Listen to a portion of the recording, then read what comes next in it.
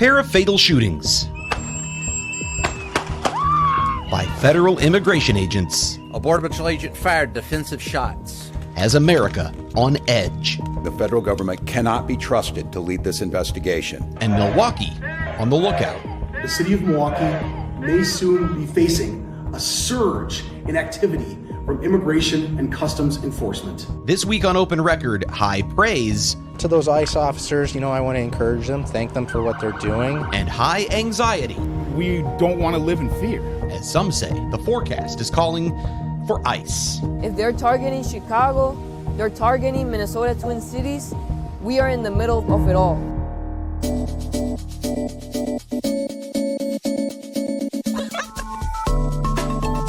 From the Fox 6 studios, this is Open Record. I am Brian Polson, and I'm joined by Fox 6 Wake Up News anchor and reporter Carl Deffenbaugh. Once again, my co-host. Happy to be back with you. And we have another maiden voyage today. It is the first time to the podcast for Fox 6 reporter Abril Preciado. Abril, thank you so much for being here. No, thank you for inviting me. Yes. I'll have you come in a little closer to the microphone. Okay. And I want to ask you, before we start talking about our topic today, actually, you know what? I'm going to do what we always do. We're going to explain what the topic is. We're going to take a break, and I want to come back and ask you a little bit about yourself. We are recording this episode on Wednesday, February 4th. As we record, there have been no confirmed reports that the Trump administration plans to send a wave of immigration agents to Milwaukee. But that hasn't stopped local leaders, community groups, and individuals from speaking out about their concerns, preparing for a possible surge in immigration enforcement. We will hear from Abril about what members of Milwaukee's Hispanic community are saying to her and what they're talking about sometimes behind closed doors. Plus, we're going to be talking to Hilario De Leon, who is with the Milwaukee County Republican Party, for his perspective on all of this. And that and really much more. There's a lot to talk about on this topic, and we'll start with it right after this.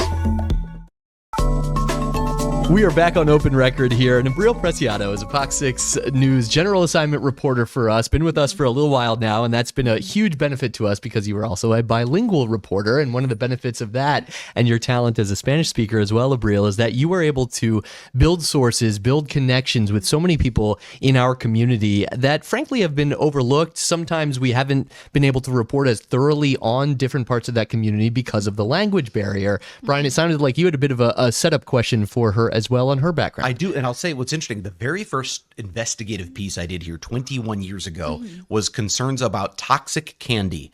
And this is candy that was, a lot of it was candy that is popular with children in the Hispanic community. It was things like Lucas Limon and things with chili powder, and because of the chili powder ingredient, there were lead concerns. And I remember going to Mitchell Street and looking to talk to people about their concerns. And I had a photographer with me, Ernesto Santiago.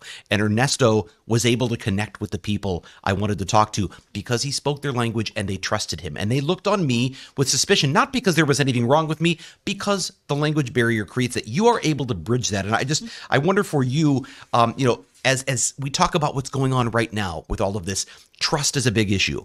How important is it do you see this when you show up and talk to people who are worried about what may happen with immigration enforcement and they hear someone who can speak directly with them? I think first and foremost, at least from my experience, as a journalist and also, working on stories that are, I guess, related to the Hispanic community, I did notice that obviously being able to connect with them and then feeling that there's like a face that looks like them or that language barrier, as you mentioned, or not the language barrier, but that language that you're able to connect with them allows them to be like, okay, she's one of us. She's listening to me. They feel comfortable. They feel like, okay, I could trust her. She understands. She understands us. And so I obviously feel that that really does open a lot of opportunities, at least for us, to at least kind of like discover, what really is happening. Allow them to kind of open up more freely and more comfortably to kind of tell us, okay, this is what's going on. I'm concerned about this.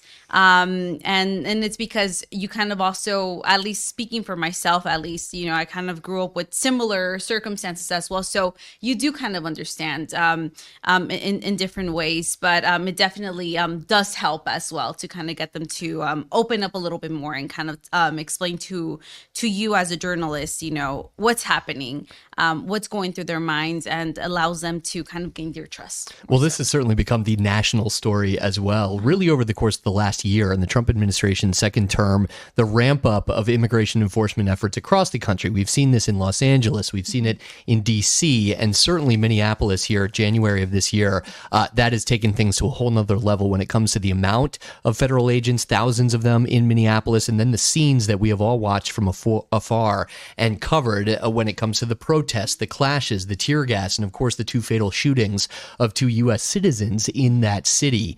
For you covering things here in Milwaukee, how has the conversation changed over the last year when ICE operations have happened in Milwaukee? They continue to happen, but now there is the fear that they could be ramped up to the level of a Minneapolis.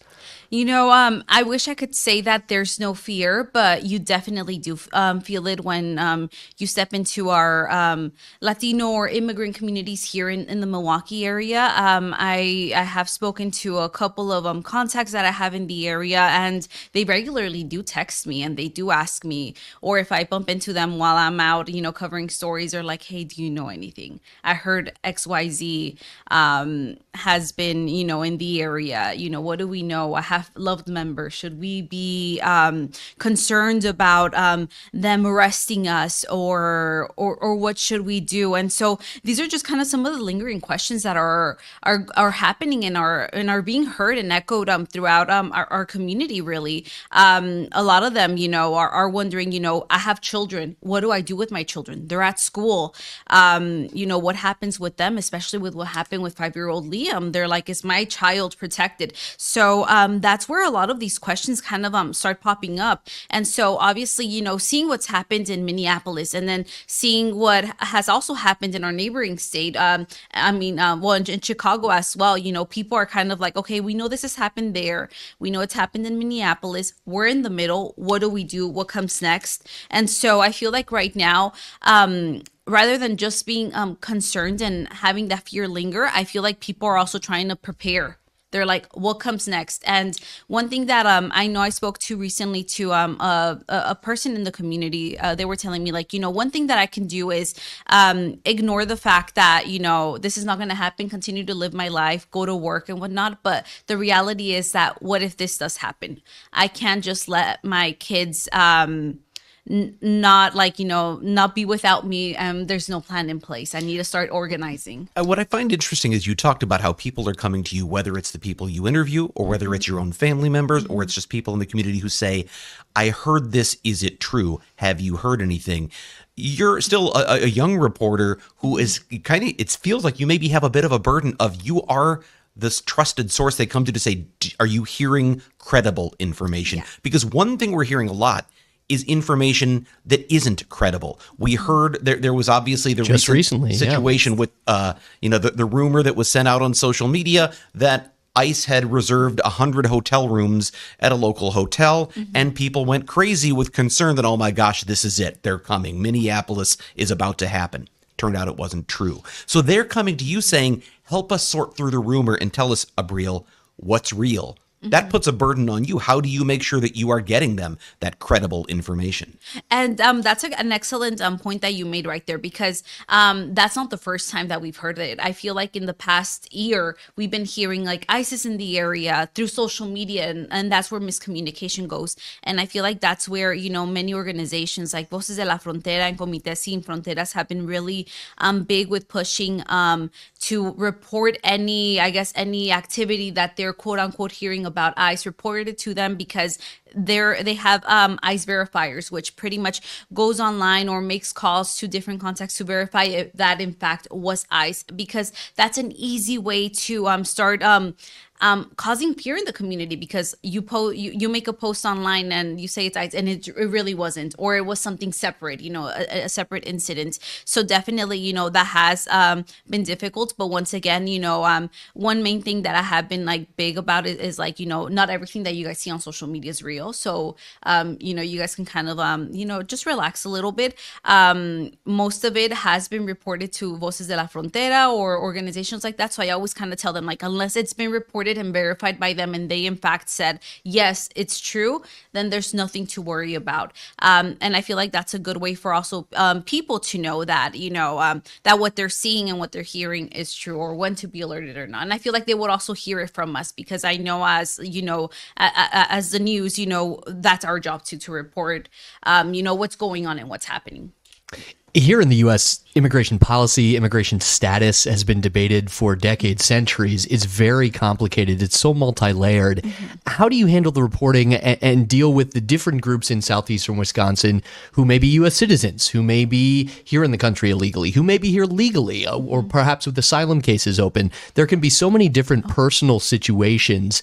How do you approach that, and what are you hearing from maybe people from those different groups about their fears, their concerns? Oh my gosh, it's like, I can go on to talk about a lot, because there's so many different questions. I mean, let alone like just from regular Americans, that are legal here in the United States. One thing that I have recently heard is like, how do I protect my apartment complex or where I live? Is ICE allowed? And that's some of the conversations that I heard just recently at the town hall that was just hosted this week from a lot of folks. A lot of them were saying, Councilman Alex Brower, correct, who hosted that? Yeah. Exactly. And for me, that was something new, and that's something fresh, because that's something that you don't really hear from. Or another question that kind of popped up as well from locals once again, that were saying, what if I see something happening? What do I do? Can I step in? Do I get in trouble, or what happens? And so you can definitely tell that this is not just a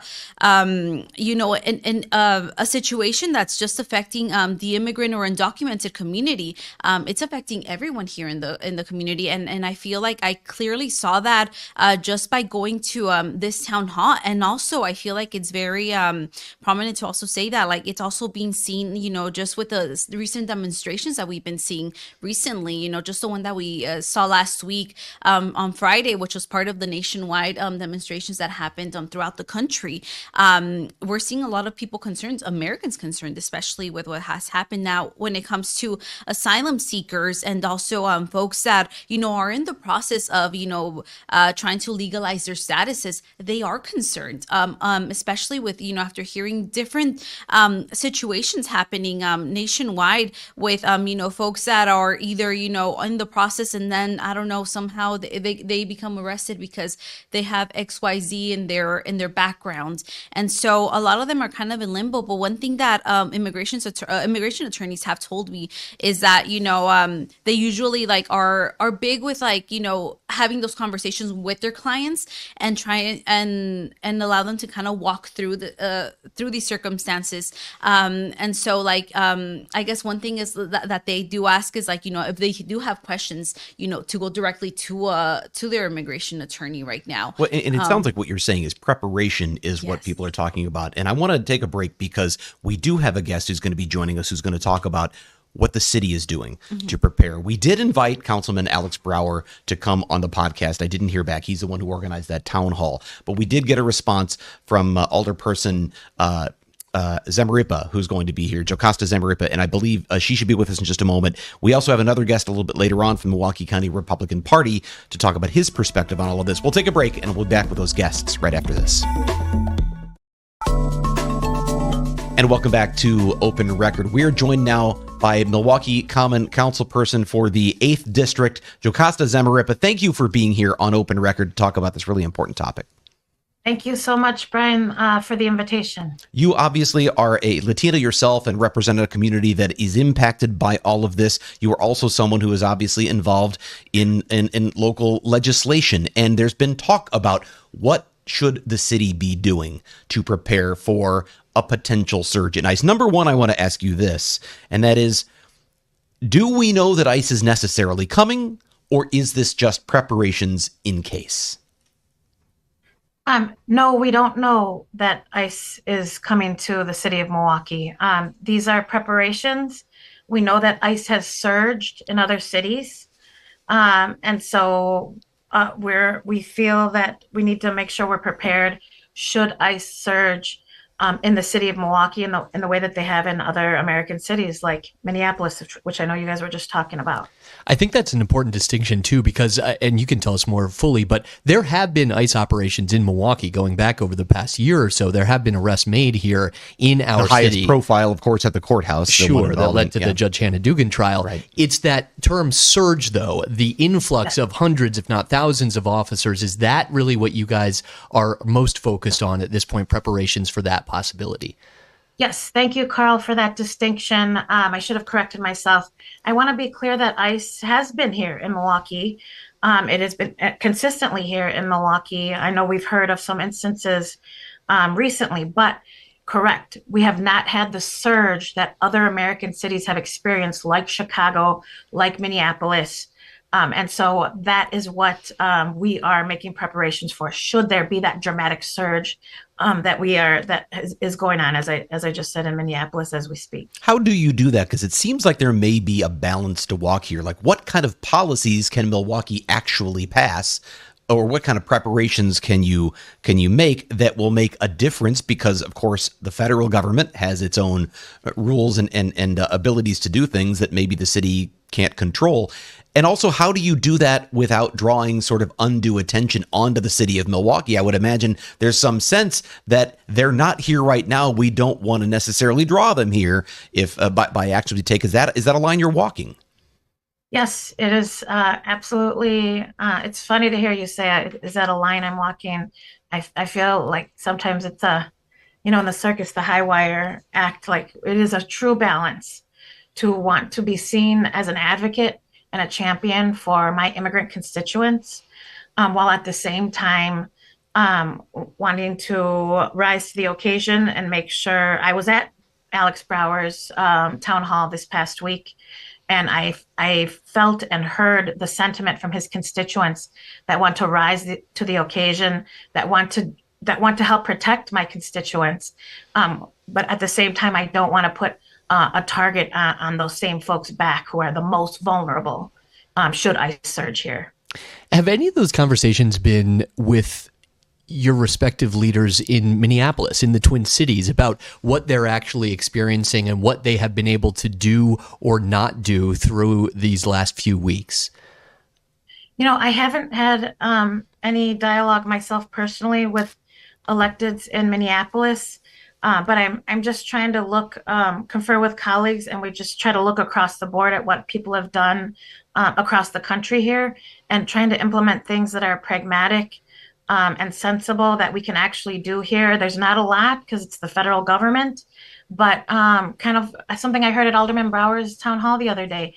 Our constituents want us to be creative and innovative, and that's what we're trying to do right now as we speak. Are you able to give us any examples of the kinds of things that are being discussed?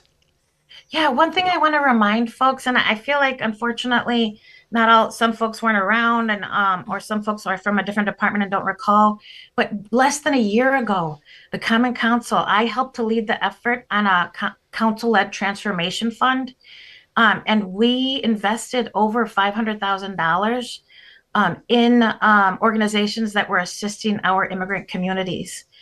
So organizations like Forward Latino, Hanan, which is an org that serves refugees, Voces de la Frontera, which is a longtime immigrant rights organization, and Legal Aid Society of Wisconsin.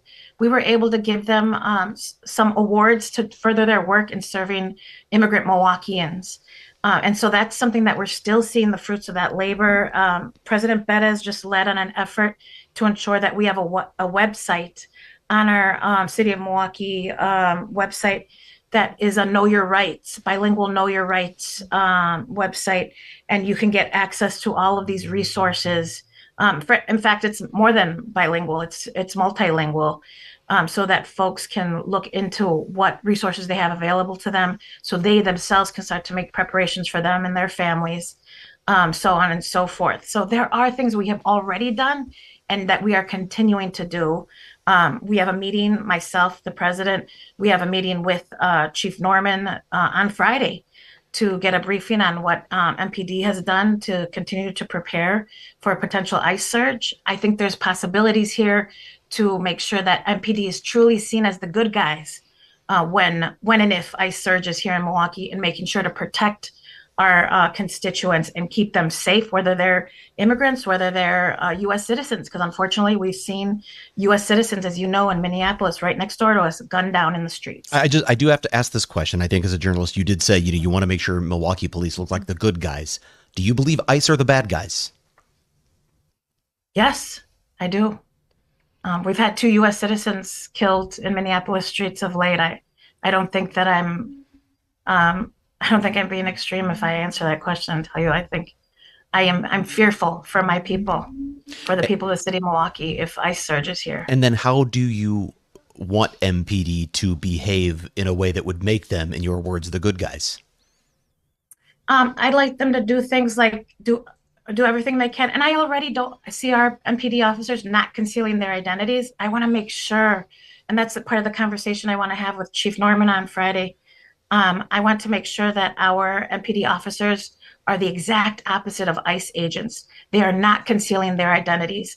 They have their name tags clearly displayed, their badges, their MPD patches, no masking. I want those things because I want us to be so clearly distinguishable from an ICE agent who's the exact opposite, right? They're completely masked. Sometimes with absolutely opaque black glasses, masking on their faces, nothing visible, unmarked cars. I want our MPD officers to be the exact opposite of that.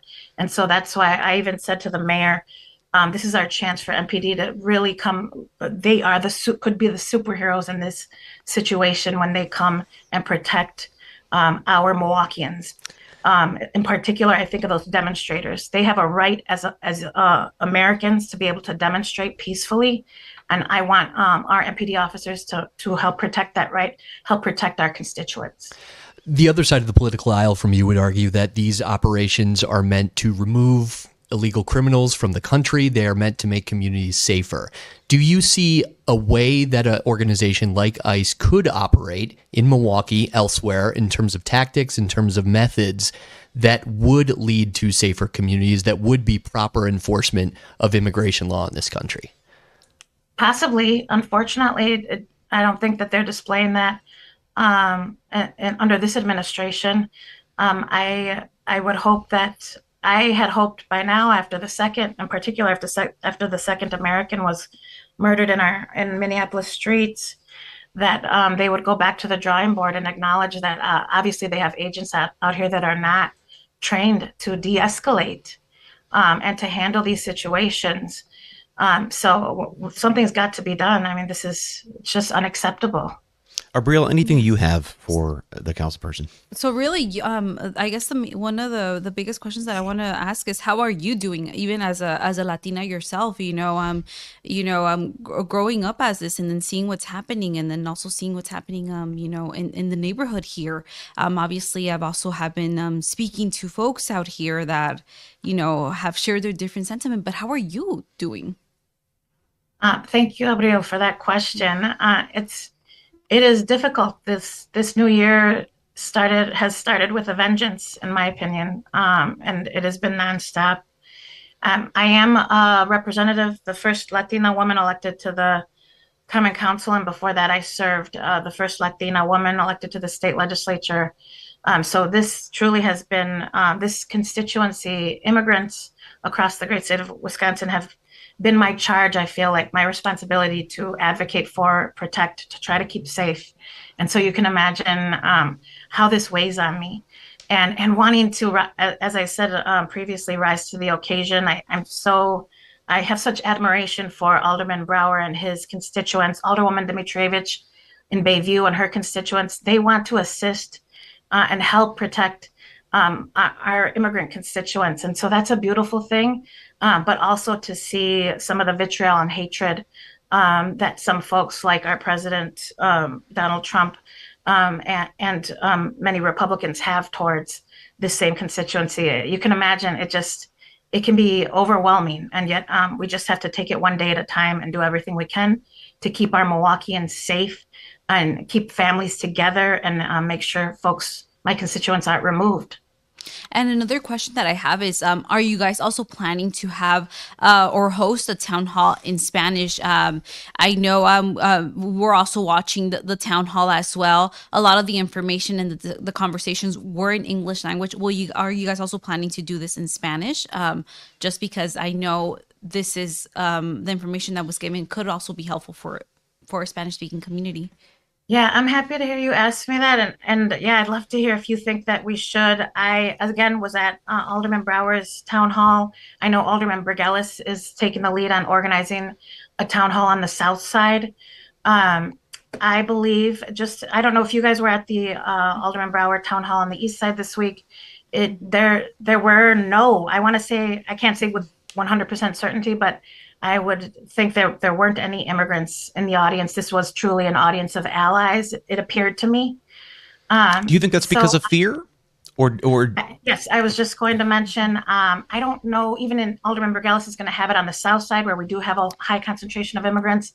I don't know that we're going to have many immigrants show up at his town hall. What I was considering was a virtual bilingual town hall at this time. That's what my thoughts were at, because just as you indicated, Brian, I'm concerned that even myself, do I want to bring them to a place, assemble them in a place where then it's fish in a barrel for potential federal agents. We've heard so many stories from the Minneapolis Twin Cities area about the impact this is already having far beyond the actual arrests and protests and the violence that we've seen, the impact of students not going to school out of fear what could happen to their parents at drop off, businesses that are suffering because there's just not the same action in the community as well. Have you seen that already in Milwaukee, even without a surge in ICE preparations?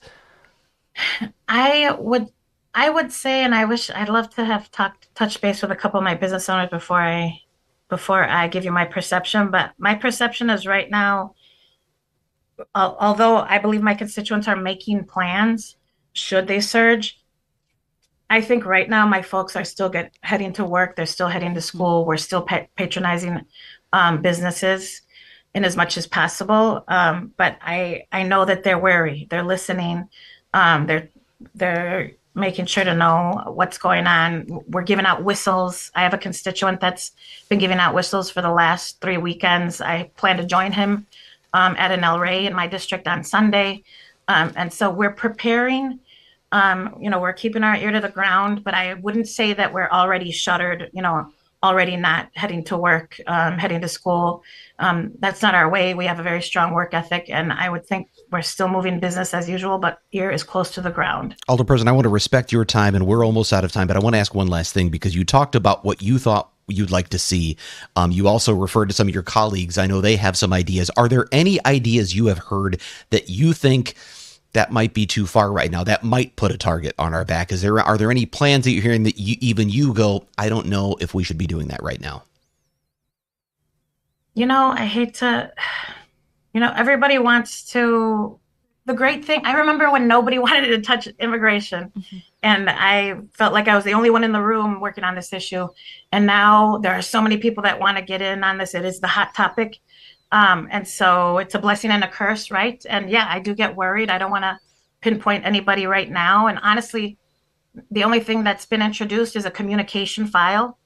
And I have worries even about that, because technically I don't know that we can talk in a public meeting about, it'll be up to the city attorney. I think the city attorney has reached out to the lawmaker to see what we can and can't say in an open public session. So it's hard to, things give me pause, Brian. I get worried again about putting a target on our back, but at the same time, I don't know that there's been any rhyme or reason in what cities get targeted. And so we have got to be prepared. So in many ways, again, it's a blessing that we have other lawmakers that are willing to jump in and take charge in doing some preparations and keeping Milwaukeeans safe.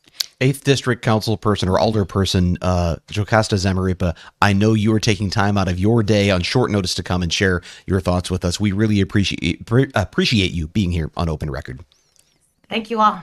All right, we're going to take a break. When we come back, we are going to hear from the chairman of the Milwaukee County Republican Party, Hilario De Leon. We'll do that right after this. We are back on Open Record, and we have replaced on your screen a reel with our next guest, and that is the chairman of the Milwaukee County Republican Party, Hilario De Leon. Thank you so much for being here on Open Record. Yeah, of course. Thank you for having me on the show. I Fought appreciate through it. traffic and everything to get here to the studio. And here you are. Obviously, this is a really big topic right now. Immigration has been one of the top things on President Trump's agenda since the election, and it's certainly been a big part of his administration thus far. And everyone in Milwaukee is talking about, is there a surge coming from ICE in Milwaukee? What is your reaction to the discussions you're hearing, to the things you're seeing, the things you're reading? What do you make of all of this? Well, there's a lot going on. Of course, we're looking at what's happening, very focused on Minneapolis, of course, what the operations were looking like there and what the riots were looking like as well, because that's what was happening. There was citizens that were going out there. They were ramming their vehicles at ICE agents.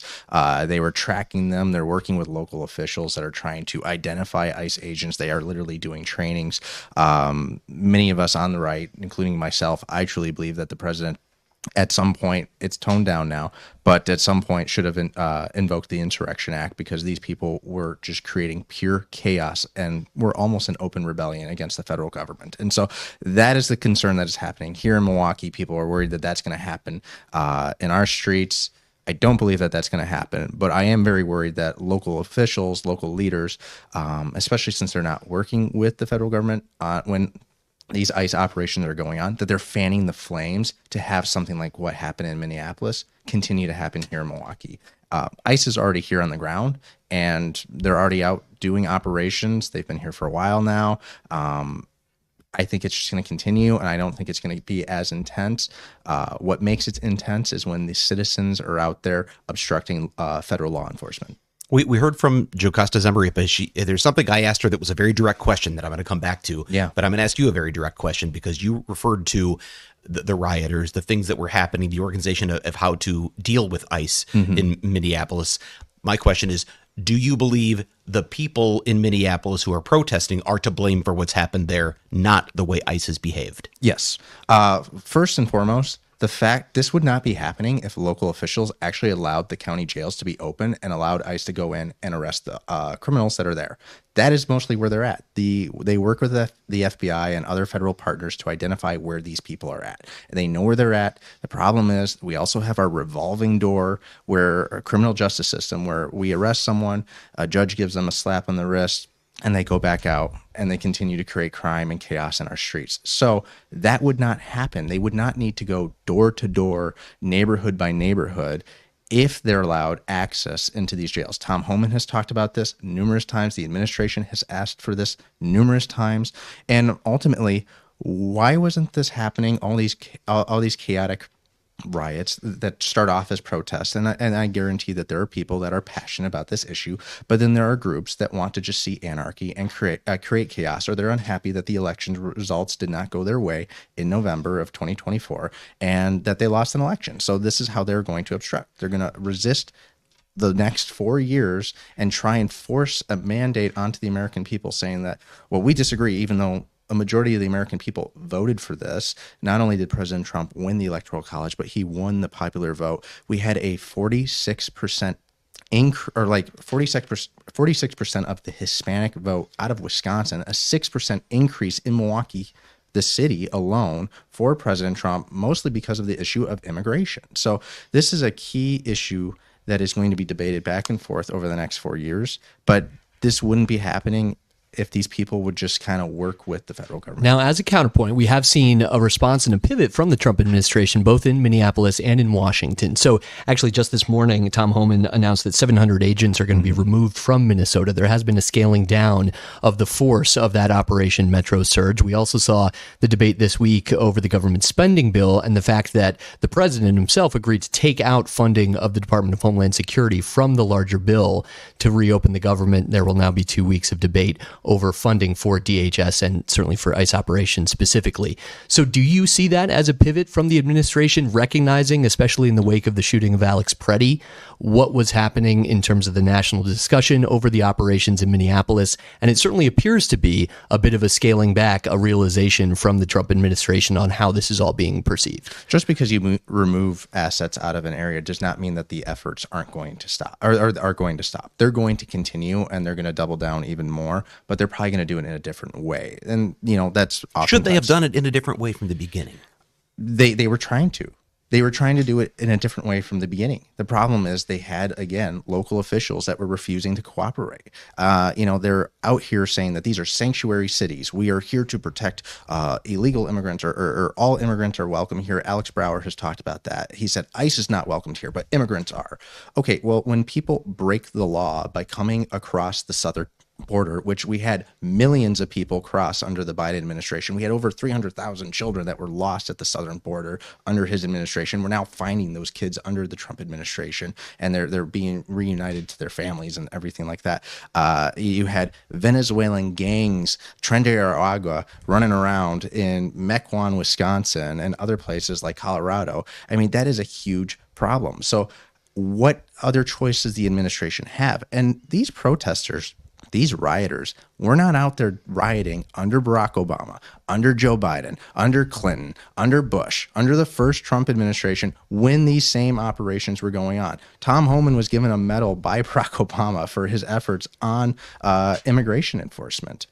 Why all of a sudden the change? The difference that others would say would be the surge, would be the use of ICE agents and of federal officers in ways that were not previously the norm, going into entire communities, the use of masks, the fact that you can't trace or track who these federal officers are and see what happens in the wake of that. There has been a change in the approach under the Trump administration this Because year. these people are threatening these people. These people That's are a blanket statement, though. That's painting with a broad brush for what have been, in other cases in Minneapolis, absolutely peaceful protests, Of course. absolutely people operating under the Constitution, under their right to assemble. Correct, that is true, but there's also organized groups that use Signal group chats that has been exposed. Cam Higbee infiltrated Signal group chats that have showed it was hundreds and hundreds of people that were coordinating, working together. They were doing literal trainings on how to obstruct federal officers. If they're arrested, they tell them to go limp. Don't resist as much as possible.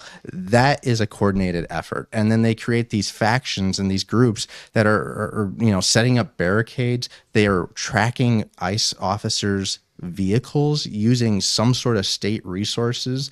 There's people in local government that are coordinating with these people. That's almost rebellion. Let me ask this, though, because I think when President Trump was elected, we know that he got more of the Hispanic vote than he had received back in 2016. Mm-hmm. And even though immigration, he said, was going to be his top priority.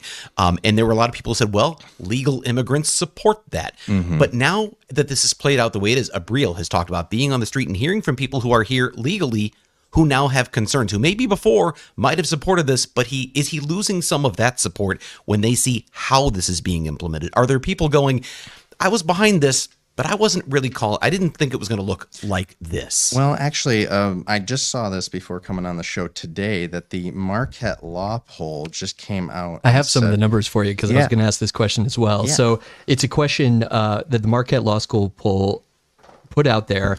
Do you approve or disapprove of ICE? And we kind of break down the numbers a different way here. In this poll, and it's important to note that this was conducted before the shooting death of Alex Preddy. So it followed the shooting death of Renee Good, but before the most recent one, where we have seen some of these changes. 60% of the people polled disapproved of the work of ICE, 40% approved. When he broke it down by political party, as expected, 80% of Republicans approved of the work of ICE, only 5% of Democrats. A big number here, 23% of independents approved. Only 23% approved.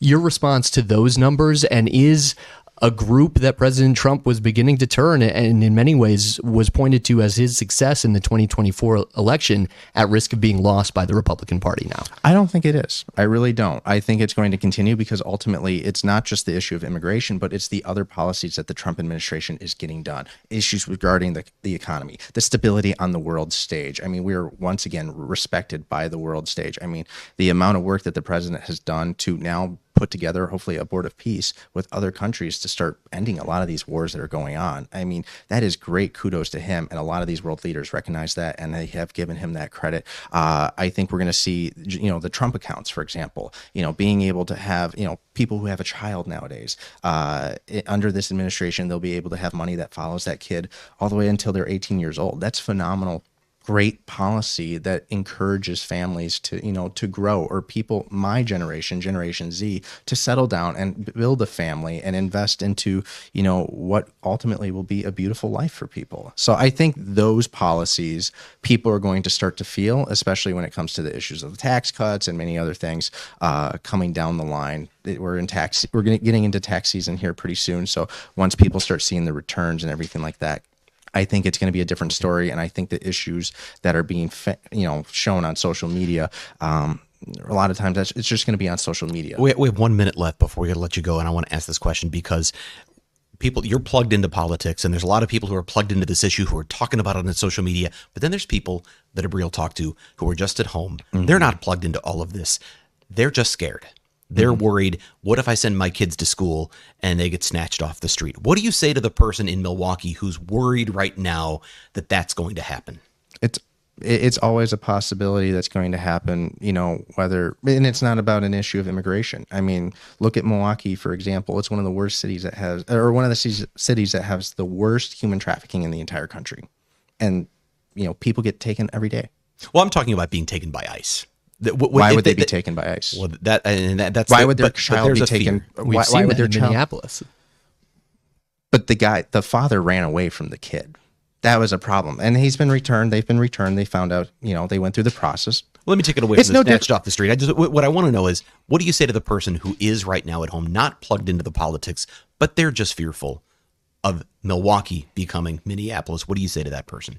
It's not going to be federal law enforcement that's going to cause the chaos. It is people in the streets that are obstructing officers. It is the local officials. If they are not working with the federal government to allow them access to the county jails, ask your elected official. Why aren't they allowing them into the county jails? Why?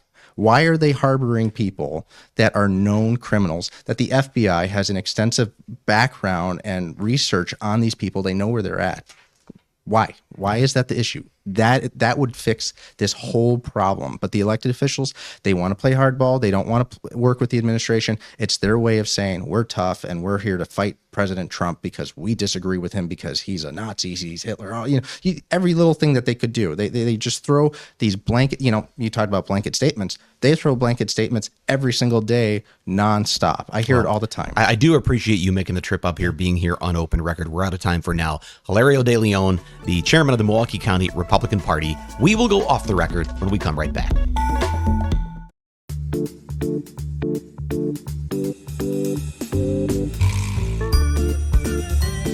And it's time for us to go off the record. This is the part of the podcast where you get a little more casual and hopefully have a little fun by answering a question you guys don't know about and I just came up with. But it's because I'm living this. I just had to go through, my young adult daughter was T-boned in a car accident last week. She's okay. It's fine. We had to find a car right away.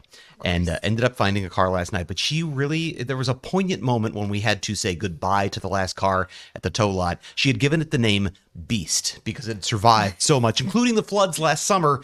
And so she had to say goodbye to Beast. My question for you, your first car. Carl, do you remember? It's a beloved vehicle to me as well. It was a 1994 blue Dodge Caravan. I've been driving a minivan since I was 15, 16, from the jump. And the beauty about that car is it lasted me through so many different parts of life. So high school, some of the formative years there, took it to college, all of my friends. How many miles there, did you get on it? Well over 200,000. Nice. Made it to like 216,000 or so, even getting out into my first job, trying to, fake my way through adulthood there. But the nickname was the Crypto Van because of a spring break trip my ultimate frisbee team took down to Georgia, South Carolina, and there was a Club Kryptonite that the van might have made a couple trips to. In this day and age, a crypto van would have a whole different meaning, and we like it in your investment van. I don't know. Yeah. So, Abria. Mine was it was a white Nissan Sentra, and I named it KFC 24/7 because those were the license plates. Oh, so, I thought you just went to KFC. That was actually the license plate? That was actually the license plates. I don't know who. KFC 24/7. Yes, and Incredible. so it just became, that was the name, and it's not that I chose it. That was what I was randomly assigned, and that was the name for it. From here forward, I will see you in the hallway and say, "What's up, KFC?"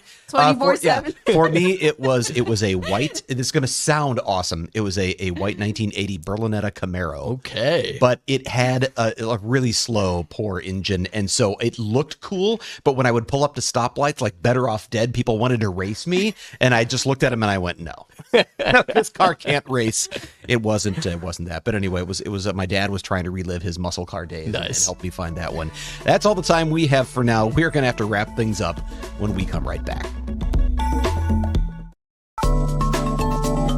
That is all the time we have this week on Open Record. If you have a topic you would like us to discuss on the podcast, an issue you think we should investigate for Fox 6 News, send us an email to fox6investigators@fox.com. Of course, I want to thank the people who make this podcast possible. Carl, my co-host, just about every week now. And Abril, after the first time here, we know you're going to be back, right? We haven't scared you off yet? Of course. No, not at all. KFC 24/7. She's Yes, going to be back. exactly. We want to thank, of course, Tim Primo, who's behind the scenes, running the cameras and the switcher and everything else.